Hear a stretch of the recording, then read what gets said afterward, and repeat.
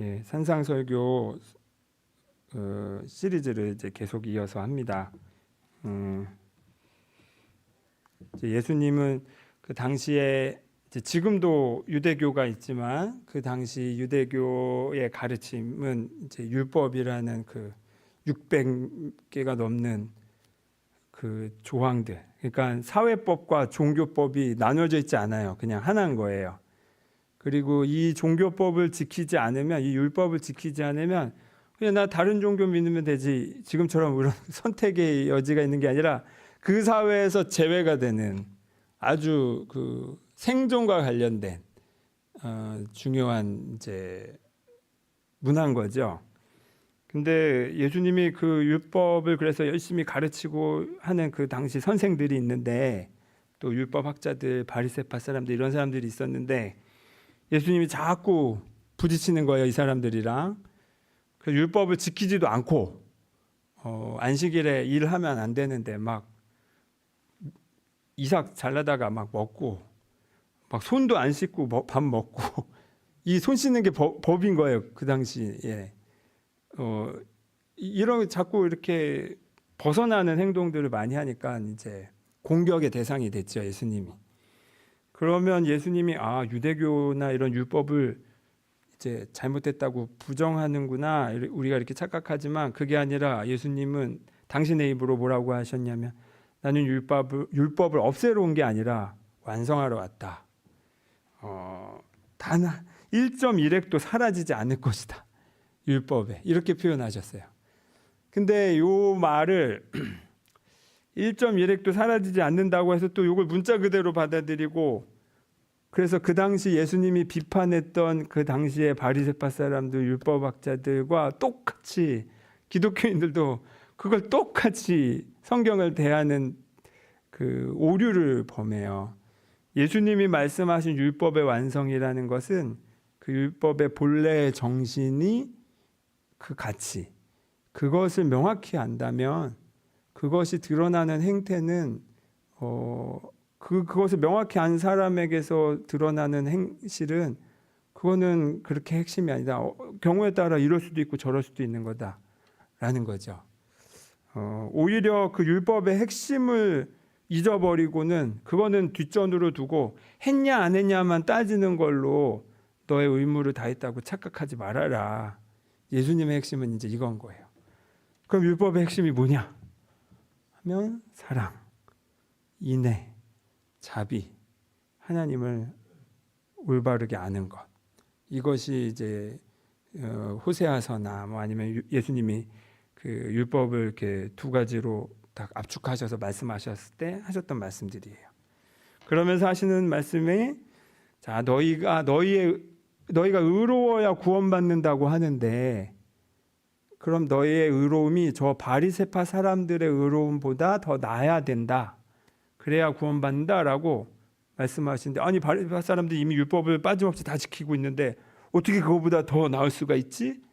하면, 그것도 똑같이 진짜 그 사랑의 가치를 네가 잊지 않고 마음에 항상 그것을, 그 사랑의 톤을 지키는 거, 유지하는 거, 그것입니다. 그 연장선에서 이제 산상설교 쭉 얘기를 하고 이제 거의 중반부를 넘어가고 있어요. 지난주에는 성찰하는 마음의 눈이라는 내용으로 말씀을 나눴어요. 불교나 명상가들만이 이렇게 마음 성찰을 강조하는 게 아니라고 말씀드렸어요. 예수님도 이런 자기 성찰을 강조하셨다. 그게 바로 지난주에 읽었던 6장 22절 23절, 눈은 너의 몸의 등불이다 라고 한 표현이 그것입니다. 그러니까 내가 나 자신을 늘 성찰할 수 있어야만 내 몸이 밝아진다라고 했는데, 그 몸이라는 게 단순히 이런 몸뚱아리, 육체가 아니라, 성경에서의 몸이라는 건 소마라는 단어가 별도로 있다 그랬잖아요. 그러니까 육체를 뜻하는 단어 사르크가 따로 있고, 몸이라는 소마라는 단어가 따로 있어요. 이 소마라는 단어는 온 삶 전체, 이런 것들이 온 존재 자체, 육체뿐만 아니라 나의 생각, 뭐 영, 이런 걸 다 합쳐서 소마라고 표현해요. 네가 너의 눈을 제대로 뜨고 있어야 너의 온 삶 자체가 밝아질 수 있다는 거예요. 자기 성찰을 해야 너의 삶이 밝을 수 있다는 거예요. 그렇잖아요, 여러분. 이 불빛을 암실에서 불빛이 없으면 거기에 뭐가 있는지 없는지 똥인지 된장인지 그냥 모르고 살잖아요. 근데 빛을 딱 비추는 순간 무엇이 여기에 적합한지 적합하지 않은지가 드러나고 그제서야 청소를 하든 뭘 하든 할 수가 있듯이 자기 성찰 자체가 내 마음의 빛을 비추는 불을 켜는 일입니다. 그런데 우리는 기독교 교리를 좀 오해해가지고 믿음으로 구원받았는데 무슨 상관이야 그게, 이런 식으로 믿음으로 구원받았다라는 이 중요한 내용을 마치 아무것도 안 해도 되는 것인 양 이걸 오해 왜곡해서 강조하다 보니까 마치 이렇게 자기 성찰하는 것은 불필요한 것인 것처럼 우리 개신교가 특히 그 부분을 많이 놓쳐왔다. 그래서 예수님은 근데 그렇지 않다는 거, 그거를 이제 말씀드렸습니다. 오늘도 그 이어서 진행을 하는데요. 강일상 목사님의 책을 참고해서 여러분과 저의 그 통찰을 더해서 여러분과 나누려고 해요. 오늘 읽은 내용은 짧죠. 갑자기 뜬금없이 지난주에는 뭐 그렇게 자기 성찰해라 이런 내용을 말씀하셨는데 바로 이어서 24절 오늘 읽은 내용은 갑자기 막 주인을 섬기네 마네, 한 주인만 섬겨라 이제 이런 얘기가 뜬금없이 튀어나오는 것처럼 느껴져요. 그런데 이것도 잘 보면 실은 지난주와 이어져요. 눈이 성에서 온몸이 환한 사람, 다시 말해 부단히 자기를 성찰하는 사람은 그 눈에 이런 사람에게는 두 주인에게 종노릇하는 것 같은 어리석은 삶을 살 수가 없다는 거예요. 그럴 수 없다는 거예요. 자기 성찰한 사람은 이 두 주인에게 종노릇하지 않는 삶, 이게 바로 그 자기 뜬 눈으로 자기 온 삶을 밝힌 사람이 사는 삶이라는 거, 이렇게 이해할 수 있어요. 자, 그러면 두 주인을 섬긴다는 게 무슨 말이냐? 우리는 이 구절을 마치 이제 다른 종교 말고 기독교만 믿어야 돼, 이런 종교를 구분하고 강조하기 위한 것인 양 우리가 쉽게 그냥 퉁치고 이해를 하는데, 그냥 잘 보면 오늘 비교 직접 예수님이 하시죠. 무엇과 무엇을 동시에 섬길 수 없다. 하나님과 재물이라고 표현했어요. 여기서 섬기다라고 표현이 돼 있는데 그 단어가 그 종노릇하다라는 표현이 더 적합해요. 왜냐하면 섬기다라는 거는 되게 내가 큰 존재로, 더 높은 존재로서 이렇게 낮은 사람도 섬길 수 있잖아요. 근데 이 단어는 종이라는 단어와 어원이 똑같아요. 그러니까 내가 완전히 그 복종한다는 거죠. 복종. 더 큰 존재에게. 그 종 노릇을 누구에게 할 거냐, 내가 누구에게 완전히 복종할 것인가, 이 얘기를 하는 거예요. 오늘 말씀은 결론부터 말씀드리면 이거예요.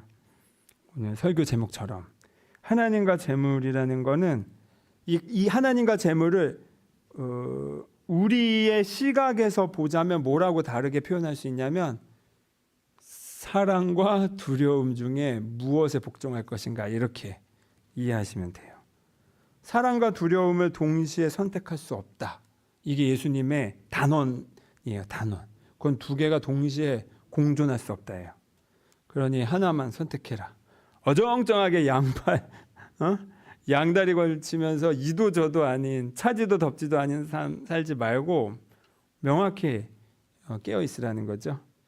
근데 이 재물이란 단어가 왜 두려움으로 이어지냐 하면은 납득이 되세요? 그럼 이제 그 얘기를 조금 더 할게요.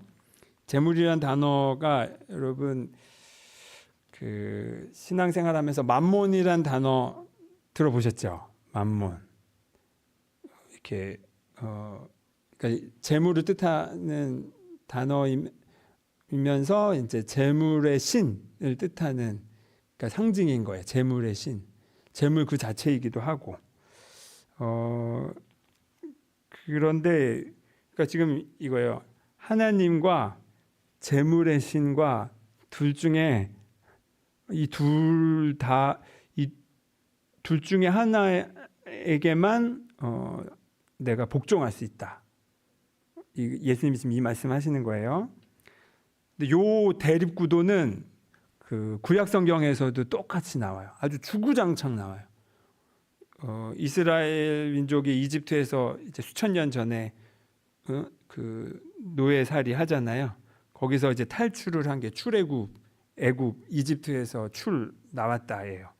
근데 그 나온 다음에 약속의 땅인 가나안, 지금 팔레스틴 땅에 이제 들어가는데 이제 계속 전쟁인 거죠. 지금도 전쟁인데 그때도 전쟁이었어요. 그런데 이제 요것을 어떻게 이해하셔야 되냐면 그 땅 사람들이 무조건 나빠서 거기를 점령해서 차지한다 이런 개념이 아니라 유대인들 특히 유대인들 중에서 시오니즘을 지금 신봉하는 사람들은 그걸 액면 그대로 받아들이고 지금도 그래서 전쟁을 벌이고 있죠. 그래서 그러면서 차라리 지금 유대교인도 아니고 한국 땅에서 살고 있는 우리가 차라리 성경의 원뜻을 더 가까이 잘 알 수 있는 위치라고도 생각이 들어요.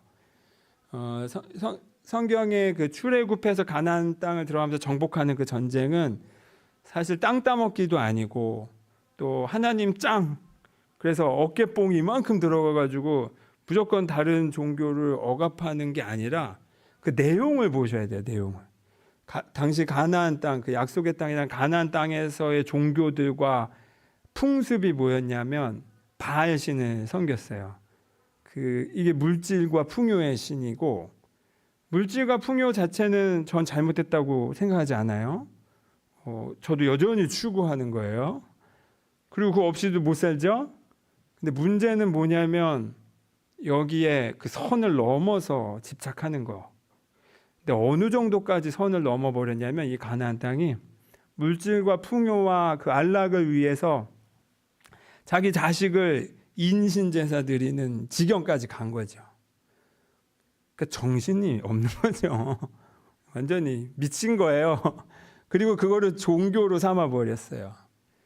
그리고 그런데 이 밀고 들어간 이 소수 이 유목 부족들이 야훼라는 신을 섬긴다면서 이제 밀고 들어오는데 이게 종교 전쟁이 아니라 실은 그 삶에 대한 태도의 전쟁이었던 거예요. 야훼 하나님은 절대 인신 제사를 진짜 극혐하셨어요. 극혐. 절대 그 짓 하지 말라. 근데도 그 풍습이 계속 남아 있으니까 그 뒤에도 이스라엘 민족이 그 몰렉 신을 섬기면서 그 인신 제사하는 걸 그러니까 계속 그런 타락에 빠지는 거예요. 그리고 그 물질적 집착에 빠지는 거고. 실은 우리 종교가 짱이야. 단순히 이런 단순한 대립 구도가 아니라 비인간적이고 생명 파괴적인 문화에서 야훼 신앙이라는 거는 나는 나다라는 그러니까 이게 신 이름도 없어. 형상도 없어. 신전도 없어. 그리고 그 나라를 통치하는 왕도 없어. 되게 굉장히 특이한 그 당시 고대 근동에서는 굉장히 특이한 집단이 밀고 들어와 가지고 새로운 문화를 만들려고 했던 건 거예요. 그게 바로 야훼 신앙이 여호와 신앙이에요. 여호와라는 게 사실 무슨 고유명사처럼 도누 이런 이름이라기보다 그냥 어쩔 수 없어서 붙인 그 하나님의 자기 설명 정도인 거죠. 나는 나다라는 게. 자, 이 대립 구도가 지금 오늘 예수님이 똑같이 말씀하시는 거예요. 너희들 정신 차려라. 하나님과 그 만몬 중에 이 둘을 동시에 복종할 수 없다. 정신 차려라라는 거예요. 왜 이 말씀을 하실까요? 왜 하냐면 이미 하고 있으니까 그렇죠. 그런데 심지어 우리 특히 개신교의 역사를 보면, 뭐 개신교뿐만 아니라 모든 종교가 그렇지만 하나님, 지금 예수님은 분명하게 하나님과 만몬을 동시에 섬길 수 없, 동시에 복종할 수 없다라고 말씀하셨는데, 우리 개신교의 역사에서는 하나님을 하나님이라고 고백하면서 신앙생활을 하지만 실은 말과 단어만 하나님이지 만몬과 다를 바 없이 인식을 하고 우리에게 풍요를 주실 분에게 성금 내고 빌고 하면서 살지 않았나요? 이게 아주 반복되는 우리의 과오인 거예요. 과오. 근데 이게 예수님 당시에도 그랬던 거죠. 그러니 여러분, 무슨 이단 사이비 종교의 신이 무서운 게 아니라 이렇게 이미 우리에게 익숙해져 있는 물질에 대한 집착,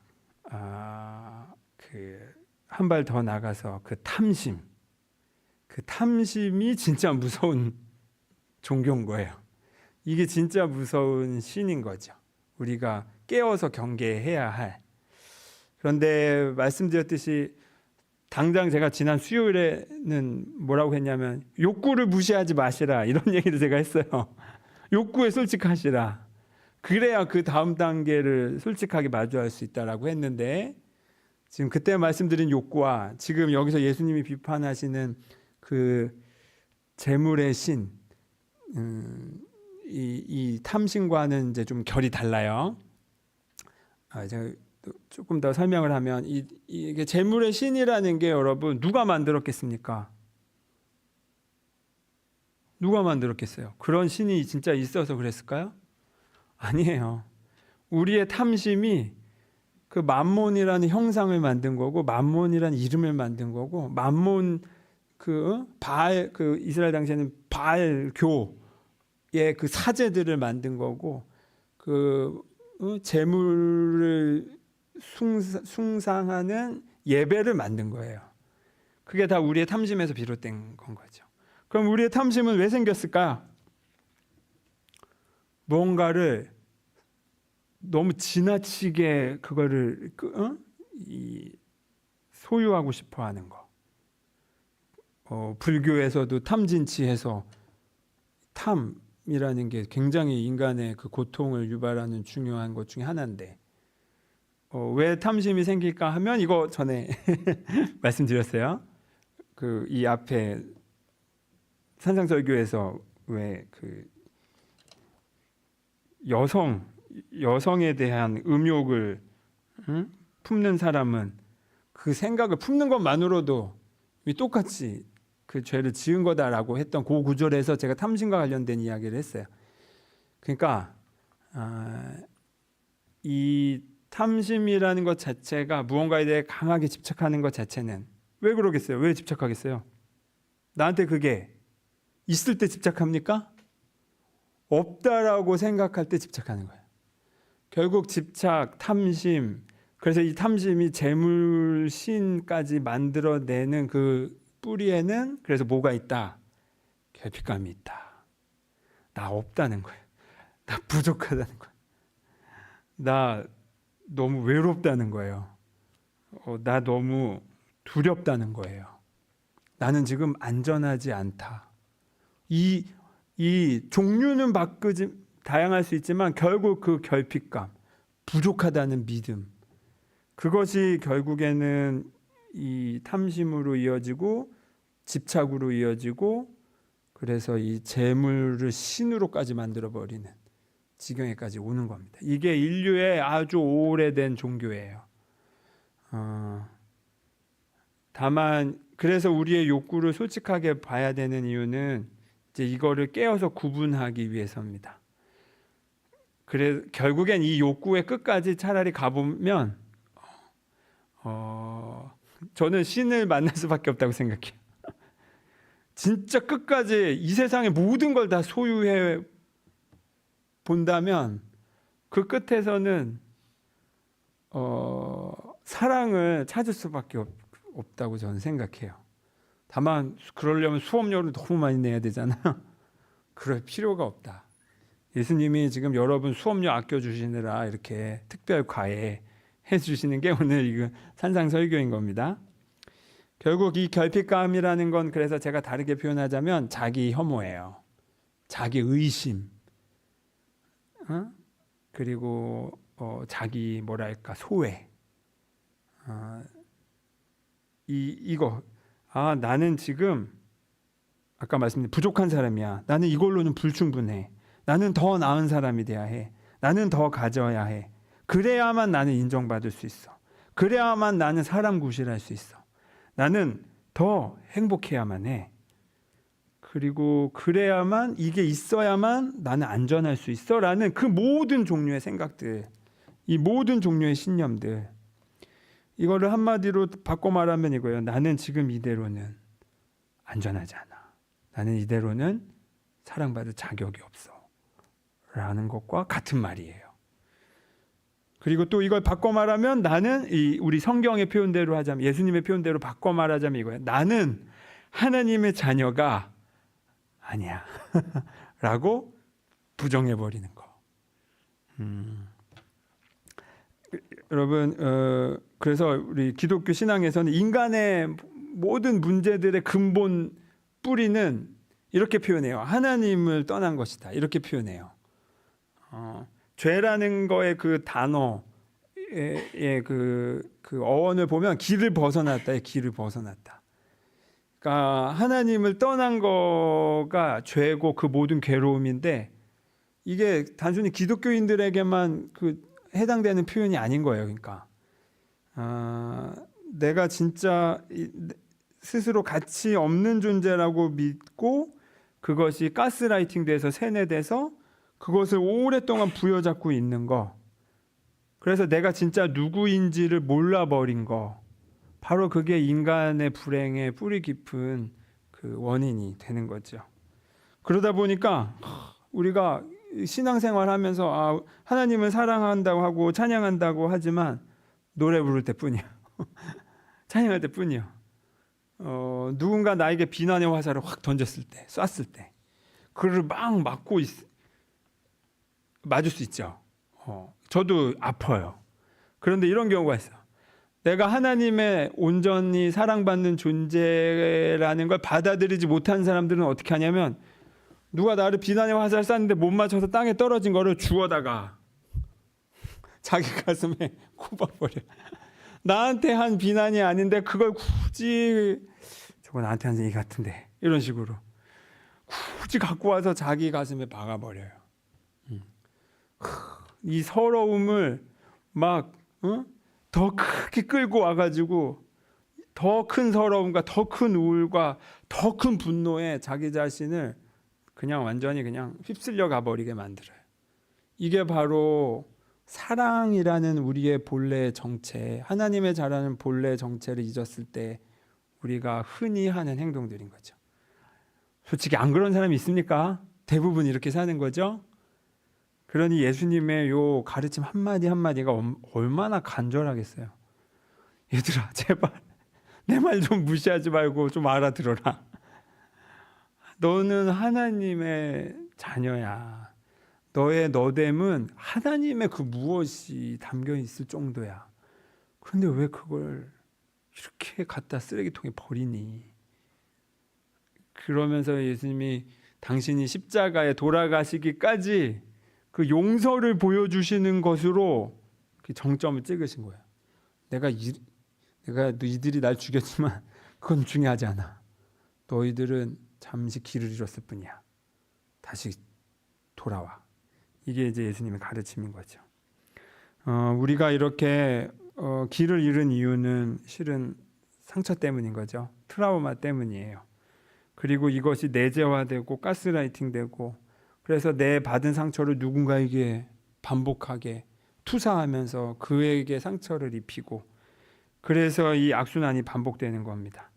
그리고 아주 이게 구조화가 돼가지고 너는 하찮은 존재야라는 이 메시지가 이제 아예 교육이 돼버리고 세뇌가 돼버려서 그렇잖아요, 여러분. 가스라이팅의 목적은 뭐예요?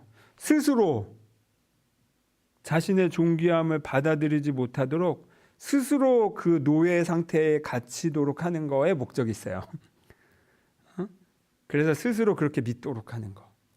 이스라엘 백성이 이집트의 노예 상태로 있다는 게 바로 그 상징인 거예요. 출애굽이라는 것은 단순히 내 국가를 세웠다라는 게 아니라 내가 비로소 나답게 산다는 뜻이기도 해요. 그리고 그런 것은 어려운 일이죠. 주체적으로 산다는 것은 많은 어려움과 시행착오가 있어요.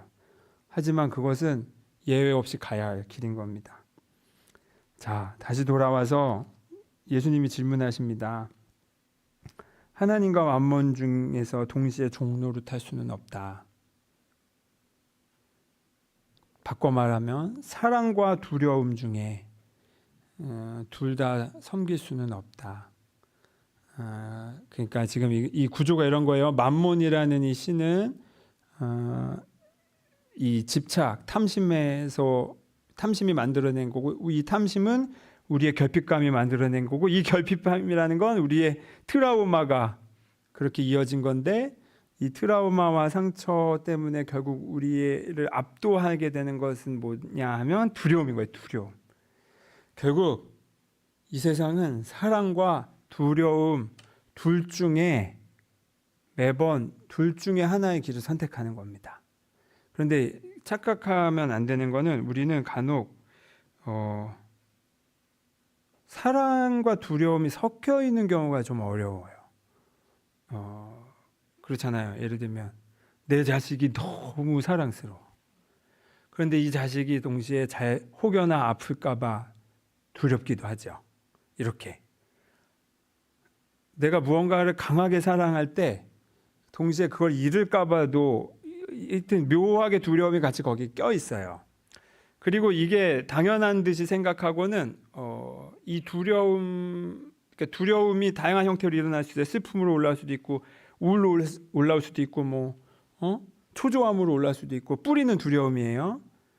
근데 이게 묘하게 섞여가지고 막 그 사랑과 두려움이 엉켜붙어서 마치 이게 그냥 원래 사랑이 이런 것이냐 우리 생각하는 경우가 있어요. 그 발라드 노래들이나 가요들 가사들 보면 사랑과 슬픔이 막 항상 붙어 있잖아요. 그냥 이것은 노래방에서 부를 때만 그렇게 생각하시고 진짜 사랑의 핵심은 그렇지 않다. 요것을 제가 이해하는 데까지도 시간이 좀 오래 걸렸어요. 착각을 했어. 사랑에는 저희가 확실하게 말씀드릴게요. 사랑에는 반대말이 없습니다. 사랑은 완전히 강하고 압도적으로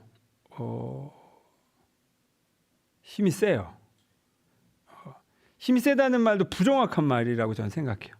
그거 외에 다른 건 없어. 마치 이런 거예요. 그림자가 없는 빛이에요. 그림자가 없는 빛. 남녀 간의 사랑 그래도 그런 것도 강하지 않습니까? 이런 것도 사랑 아니에요? 제가 자주 말씀드리잖아요. 사랑이란 단어를 이제 저는 오직 이 하나님이 준 사랑에만 이 단어를 전 쓴다고.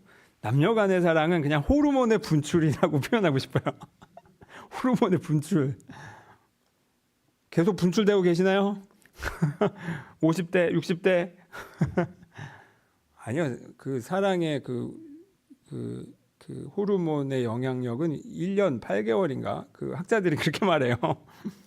그 다음부터 전후회로 산다고 하는데, 여러분, 사랑이라는 단어를 아주 숭고하게 침해받을 수 없는 영역으로 두셨습니다. 그래서 가닿을 수 없는 무언가가 아니라, 그런데 그 숭고한 사랑이, 그 압도적인 힘의 사랑이 실은 본래 나의 상태라는 거예요. 예수님이 말씀하시려고 하는 건 요겁니다. 자, 이 상황에서 정확하게 복종하라는 거예요. 그 사랑에 따를 것인가, 아니면 어정쩡하게 섞여서 두려움이 여전히 영향을 주고 있는 삶을 선택할 것인가. 우리가 돈에 집착하는 것도 실은 두려우니까 그런 거 아니에요? 내가 내 통장에 돈이 없으면 바로 두려움이 올라오잖아요. 이제 어떻게 살지? 그것을 여러분 함부로 제가 폄훼하는 게 아니나, 그런데 예수님은 분명하게, 그런데 거기에서조차 그 노예 상태, 통장에 돈이 없으면 바로 나는 죽을지도 몰라라고 두려움으로 이렇게 이미 그게 익숙하게 연결돼서 생각하는 우리의 사고방식이 가스라이팅 당한 상태다. 예수님이 말씀하시는 거예요. 거기서 나와. 그 두려움에서 나와. 사랑이 너를 떠받치고 있어. 이게 예수님의 가르침인 겁니다. 사실 아직 불완전하다고 스스로 생각하는 우리의 시점에서는, 아니, 사랑과 두려움을 양자택일할 수 있는 동일한 대상으로 우리는 보여요. 오늘 구절도 그렇게 보이죠. 근데 사실 이거를 하나님의 시점에서 내려다보면 어떻겠습니까? 아까 제가 얘기했듯이 두려움이라는 것 자체가 하나님의 눈에는 눈에 띄질 않는 거예요. 그러니까 얘네들 왜 이러지? 이렇게 오히려 이해 안 가시지 않을까 싶어요. 있는 건 사랑뿐이다.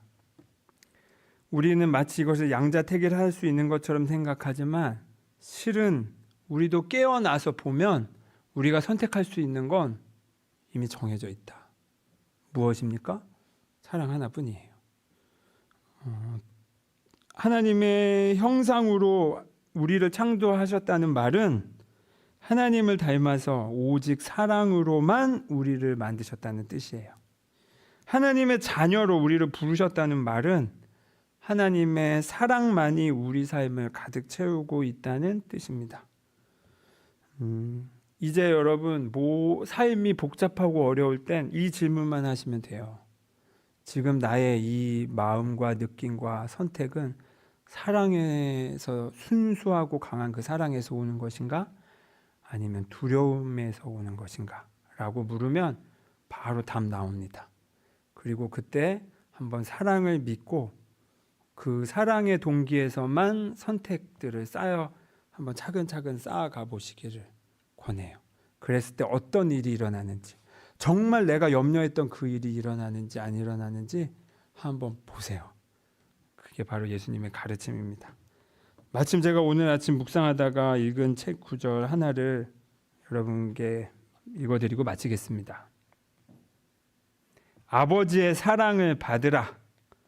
그것은 사랑이 사랑에게 다만 사랑이 되어달라는 부름이다. 한 번 더 읽어드릴게요. 아버지의 사랑을 받으라. 그것은 사랑이 사랑에게 다만 사랑이 되어달라는 부름이다. 빠져나갈 길이 없습니다, 여러분. 여러분은 사랑이십니다. 기도하겠습니다.